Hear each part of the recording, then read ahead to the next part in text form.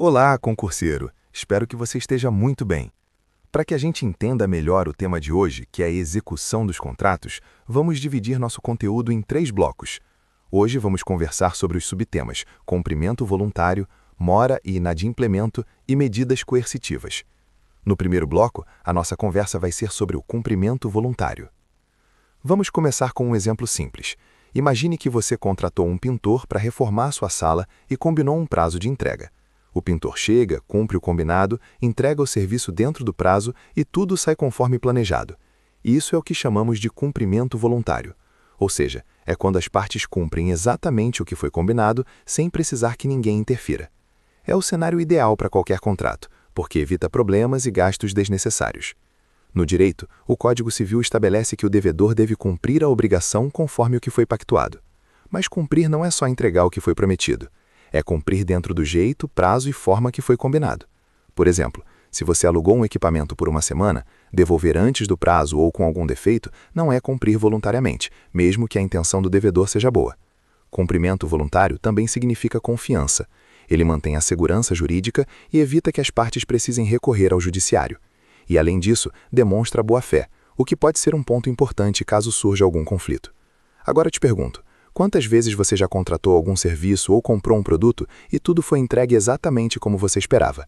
Esse é o tipo de situação que o legislador valoriza. Bloco 2. Mora e inadimplemento. Seguindo, vamos falar de situações em que o contrato não é cumprido como combinado, que chamamos de mora e inadimplemento. Imagine que o mesmo pintor do exemplo anterior se atrasa para terminar o serviço. Esse atraso é o que chamamos de mora, que é quando há atraso no cumprimento, mas ainda existe a possibilidade de que a obrigação seja realizada. O Código Civil faz uma distinção importante. A mora acontece quando o devedor não cumpre no prazo, mas ainda pode cumprir. Por exemplo, o pintor atrasou, mas ainda entrega o serviço, e você pode até cobrar um pequeno ressarcimento pelo atraso. Já o inadimplemento é quando o devedor não cumpre a obrigação de forma definitiva, seja por descuido, incapacidade ou má-fé. Se o pintor simplesmente não fizer o serviço e se recusar a entregar, estamos diante do inadimplemento. O inadimplemento dá ao credor escolhas legais. Ele pode exigir que o contrato seja cumprido forçadamente ou pode decidir rescindir o contrato, dependendo da situação.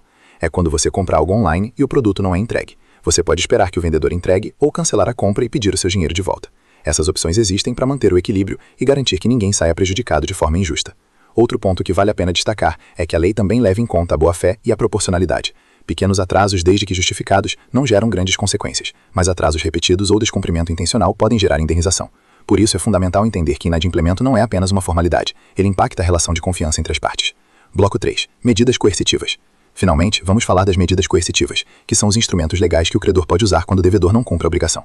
Voltando ao exemplo do pintor, se ele se recusa a realizar o serviço mesmo após tentativas de acordo, você pode recorrer a medidas coercitivas como a execução judicial ou até a penhora de bens, para garantir que a obrigação seja cumprida. O Código de Processo Civil estabelece que essas medidas precisam respeitar a proporcionalidade e a legalidade. Por exemplo, se o contrato prevê a entrega de um bem específico, a execução pode exigir essa entrega compulsória. Se o problema for pagamento, é possível solicitar o bloqueio de valores ou a penhora de bens do devedor. O objetivo é sempre fazer com que a obrigação seja cumprida, mas sem ultrapassar o limite da lei. A lei também prevê que o devedor tenha a chance de se manifestar, apresentar defesa e regularizar sua situação antes que medidas mais severas sejam aplicadas. É um equilíbrio entre proteger o credor e não prejudicar injustamente o devedor. Pense em situações do dia a dia, como dívidas bancárias. Antes da penhora ou do bloqueio, há etapas que precisam ser respeitadas. Aqui terminamos mais um bloco. Até o próximo. Se gostou, inscreva-se, curta o vídeo e ative o sininho.